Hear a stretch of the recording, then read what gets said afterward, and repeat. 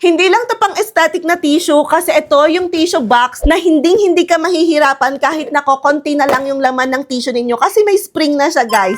Ito, konti na lang yung tissue ko dito, ilang piraso na lang yan. So, kapag ilalagay mong ganyan, ito, akala mo puno pa rin yung tissue mo. Sandali, iangat ko lang to, ilagay natin. Tingnan nyo ha, hindi ako mahihirapan na kumuha ng tissue. Oh, 'di ba? Akala mo punong-puno pa rin yung tissue ko. Pinupush kasi talaga yung spring para nga hindi ka na magkakalkal na ganito kapag paubos na yung tissue mo. Kasi 'di ba yung ibang mga tissue box, kailangan talagang ilusot mo pa yung kamay mo para lang talaga makuha mo yung mga kaduluduluhan ng tissue mo. Ito hindi ka na mahihirapan. Tapos aesthetic pa, pwede mo siyang ilagay sa CR mo kasi pwede rin siyang i-mount. Ayan, dito mo lang siya i-mount. Or pwede mo rin siyang, alam niyo yung no nails para hindi na kayo mag-drill. Yun, pwede niyo siyang idikit kasi ganito lang naman siya pag magre-refill kayo. Oh.